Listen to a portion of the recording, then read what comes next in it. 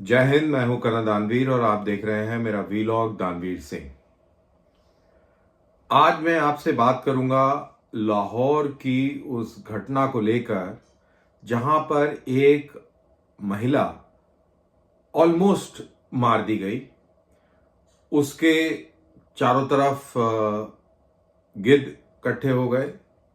तहरीक लब्बैक पाकिस्तान के वो गिद्ध जो उसका सिर तन से जुदा करना चाह रहे थे। कारण ये था कि उसने एक ड्रेस पहनी हुई थी जिसपे अरबी में लिखा हुआ था हलवा।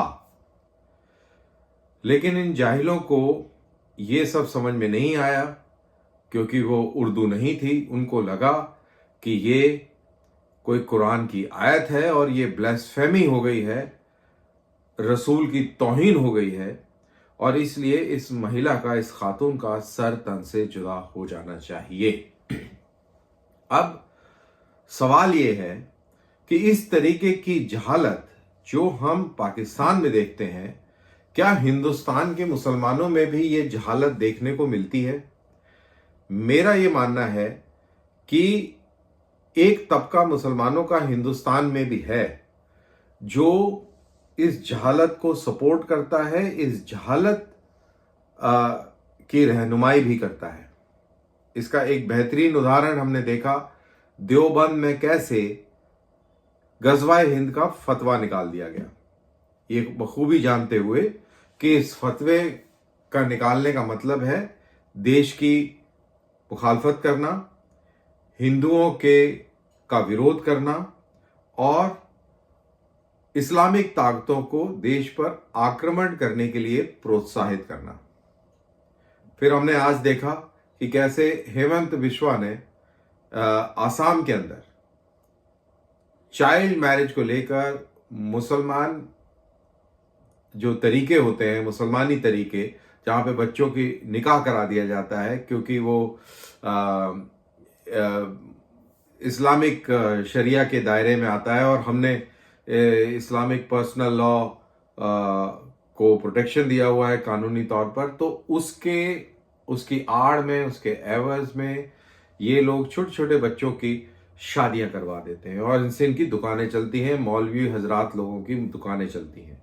वहीं हमने जब ट्रिपल तलाक की बात हुई थी तो हमने देखा कि कैसे हलाला वाला बाजार गर्म था और मौलवी हजरात उससे कितना फायदा उठा रहे थे, पैसे भी लेते थे और आपको मालूम है कि और क्या क्या ये लोग करते थे। तो एक इनका एक अलग गोरख धंधा, एक overall constitutional framework, modern society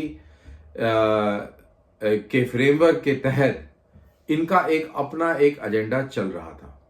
अब धीरे धीरे लोगों को ये समझ आने लगा है, पॉलिटिकल फोर्सेस यूनाइट हुई हैं।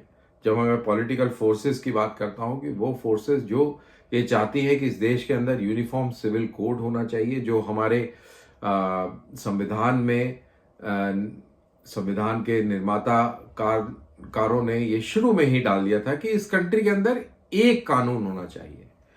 तो उस कानून का उल्लंघन किया गया, उस विचार का उल्लंघन किया गया और कांग्रेस सरकार, जो बाद में जो कांग्रेसी सरकारें रही, उन्होंने एक स्पेशल शरिया कॉर्नर बना दिया इस देश के अंदर, जिसके अंदर ये सारी कुरीतियां फलती फूलती गई और इनको बढ़ावा मिला क्योंकि फिर ये वोट बैंक बन गया। मौलवी जो था वो कह देता था कि भाई आपने कांग्रेस को वोट देना है, आपने समाजवादी पार्टी को वोट देना है, आपने कम्युनिस्ट पार्टी को वोट देना है, फला फला। तो ये वोट बैंक बन गया। तो ये पूरा एक सिस्टम बन गया कि आप कुछ भी करें, हम आपको परेशान नहीं करेंगे, लेकिन आप हमें सपोर्ट करते रहें और हमारी सरकारें बनाते रहें जिससे कि हमारा तंत्र चलता रहे। वहीं पर ये राष्ट्रीय स्वयंसेवक और उसकी विचारधारा से प्रेरित बीजेपी, जो कि कई सालों से, कई दशकों से इस चीज के लिए लड़ती रही कि इस देश में एक संविधान और एक कानून होना चाहिए, एक निशान होना चाहिए, और धीरे धीरे हम देख रहे हैं कि एक निशान, एक संविधान, निशान तो एक हो गया धारा 370 हटने के बाद, संविधान एक भी आप कह सकते हैं कि हो गया, लेकिन अभी ये शरिया कॉर्नर बकाया है। आप मेरे को ये बताइए कि जब हिंदुस्तान, पाकिस्तान और बांग्लादेश का मुसलमान या अरब का कोई मुसलमान अमेरिका जाता है या इंग्लैंड जाता है या जर्मनी जाता है, तो क्या उसको शराइत के हिसाब से कानून मिलता है? क्या वो बच्चियों की शादी कर सकते हैं कानूनन तौर पर? क्या वो वहाँ हलाला कर सकते हैं? तो ये सारी चीज़ें का भी जवाब चाहिए कि आप वहाँ पर क्रिश्चियन कानून, क्योंकि वो कैथोलिक सोसाइटीज़ हैं, उससे प्रेरित हैं ये वहाँ के कानून। नेचुरली जैसा समाज होता है, जैसे उसके कस्टम्स और प्रैक्टिसेस होते हैं, उसी हिसाब से लॉज बनते हैं। तो वहाँ पर अगर ये है, तो हिंदुस्तान में ऐसा क्यों नहीं होना चाहिए कि जो ऑर्गेनिक कल्चर है उसके हिसाब से सारी चीज़ें ढाली जाएं? इसका मतलब ये कतई नहीं है कि आपके धार्मिक स्वतंत्रता छीनी जा रही है। नहीं, आप अपना धर्म फॉलो कीजिए, आप रोज़े रखिए, रमज़ान रखिए, रमज़ान में रोज़े रखिए, आप नमाज अदा करिए, आप सब काम करिए, लेकिन कानून एक होना चाहिए। बच्चियों की प्रोटेक्शन सबके लिए बराबर होना चाहिए। ये नहीं हो सकता कि आप इस उल्लंघन के चलते 13 साल, 14 साल, 15 साल की बच्ची का जबरन निकाह कर दें, तो वो कानूनी दायरे के हिसाब से, कानूनी तरीके के हिसाब से रेप माना जाना चाहिए और उसी हिसाब से कार्रवाई होनी चाहिए। तो बहरहाल इस पे पहल आसाम ने ली है, लेकिन आसाम के जो एक एमपी हैं, शायद बरूद्दीन है, क्या नाम है, आसाम के हैं, उन्होंने कहा है कि हेमंत बिस्वा शर्मा का कोई ये कतई आइडिया नहीं है कि वो मुस्लिम लड़कियों को न्याय दे। वो प्योर और प्योर पॉलिटिकल और हिंदुत्व के एजेंडे पर चलने वाले उनके विचार हैं, और यही बात असुद्दीन ओवैसी ने भी कही है। तो ये बात सही है कि हिंदुत्व के एजेंडे पर चल रहे हैं। और हिंदुत्व क्या है? Hindutva as per BJP and RSS, Hindutva का मतलब है कि जो भी ऑर्गेनिक कल्चर है, एब्रोजीनियल कल्चर है, और जो हजारों सालों से वो जो कल्चर चल रहा है, उसी से सिंक में जो भी कोई चीज है वो हिंदुत्व है। जैसे अरब में अरबी है, चाहे आप वहां पे अरब के अंदर क्रिश्चियन है, जू है, कुछ भी है, लेकिन वो अरेबिक कल्चर के अंदर आप आते हैं। ओवरऑल अरेबिक अब्राहमिक कल्चर के अंदर आते हैं। अगर आप यूरोप में हैं, अमेरिका में हैं, तो Catholic oblique Protestant oblique what जो भी वहाँ पे है, उस हिसाब से आप के कानून है, और उसी हिसाब से आपकी सारी जो वहाँ की जो रिवायतें हैं उस हिसाब से है। तो that is how it is. तो ये इनका ये मानना है कि हिंदुत्व मीन्स कि आप हिंदू हैं, मुसलमान हैं, सिख हैं, अगर हिंदुस्तान में रहते हैं और आप यहाँ पर अपने तरीके से अपने फेथ को प्रैक्टिस कर रहे हैं, लेकिन भाषा है, कल्चर है, ये सब चीज़ों को देखते हुए you are all part of Hindutva. अब इससे आप सहमत हो सकते हैं, इससे आप सहमत नहीं हो सकते हैं इस विचार से, लेकिन बहरहाल इन लोगों का विचार ये है, और इसमें कोई, मेरे को तो कोई बुराई नज़र नहीं आती है। ये तो रही बात एक। और दूसरी बात ये है कि अगर हिंदू, क्रिश्चियन, सिख और कोई और बौद्ध, जैन, यहाँ पे अगर 18 साल या 21 साल से कम की कोई लड़की है, उसका अगर आप विवाह करते हैं तो वो गैर कानूनी माना जाता है। तो ऐसे में एक पैरेलल ये कैसे हो सकता है कि आप 13-14 साल की बच्ची का निकाह कर दें और वो वैध माना जाए? नहीं होना चाहिए ना। इस देश में सबके लिए कानून बराबर होना चाहिए। जो चीज़ गलत है वो गलत है, और उस चीज़ को मानना चाहिए। तो मेरे ख्याल से धीरे धीरे ये समय आ रहा है कि हम इस तरीके के सारे कानूनों को उखाड़ फेंकें और इस देश में एक कानून लागू हो,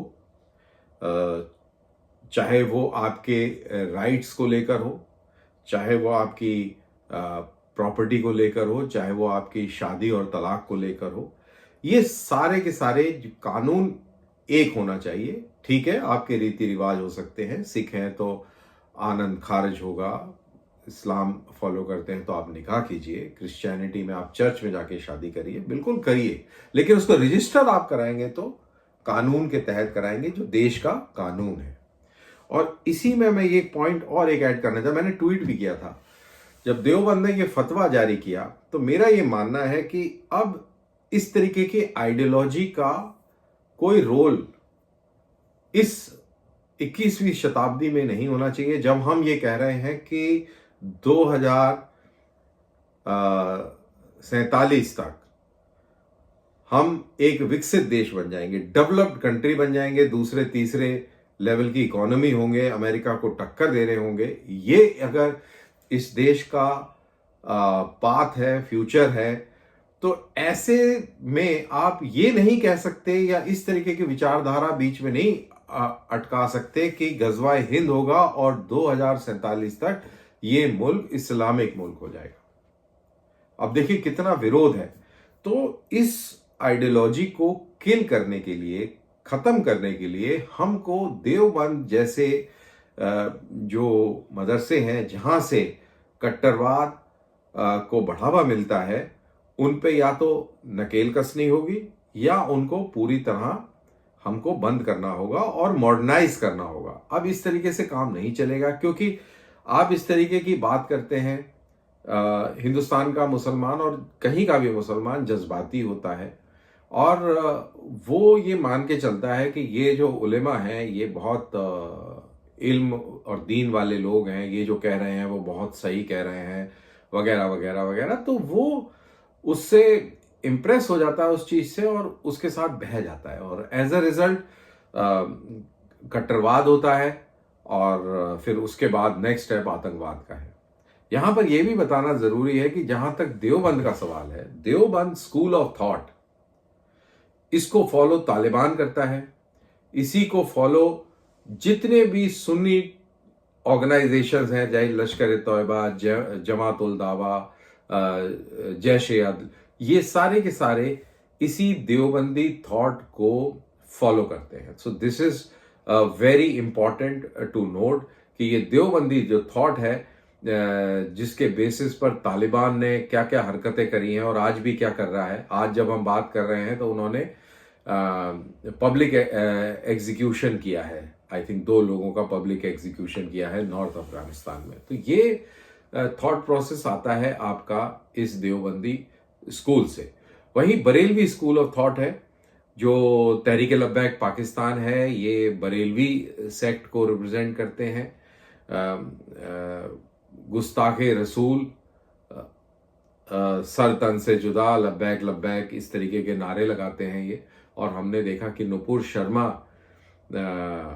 के कांड में और जो वो पूरा जो प्रक्रिया हुई, जो भी वो कंट्रोवर्सी हुई, उसमें कैसे उदयपुर के एक दर्जी को उसका कत्ल कर दिया गया इसी आइडियोलॉजी के चलते। तो मेरा कहने का मतलब ये है कि अगर आपने 2047 तक विकसित देश बनना है और आप चाहते हैं कि इस तरीके की फालतू की बकवास देश में ना हो और देश को प्रगति से कोई ना रोके, तो हमको ये सारी जो चीजें हैं इन पे नकेल कसनी पड़ेगी, देश में एक कानून लागू करना पड़ेगा और आम मुसलमान को एक इज्जत की जिंदगी जीने के लिए कानूनी तौर पर उसको एहसास दिलाना होगा, उसको कन्विंस करना होगा, मोटिवेट करना होगा और इस तरीके से देश के साथ इंटीग्रेट करके देश को आगे ले जाना होगा। तो ये मेरा मानना है। अगर आप हो सकता है आप मेरे इस पॉइंट ऑफ व्यू से सहमत ना हो और हो सकता है कि आप इससे पूरी तरह सहमत हो, कोई पार्शियली सहमत भी हो सकता है। तो जो भी आपके विचार हो तो प्लीज़ कमेंट सेक्शन में आप कमेंट लिखिए और मेरे को, मैं पढ़ूंगा, मुझे अच्छा लगेगा और मेरे भी ज्ञान में वृद्धि होगी, सोच में इजाफा होगा। तो इसी के साथ मैं अपना ये वीलॉग पॉडकास्ट ख़त्म करता हूँ, समाप्त करता हूँ। अगले किसी टॉपिक के साथ फिर मुलाकात करते हैं। जय हिंद।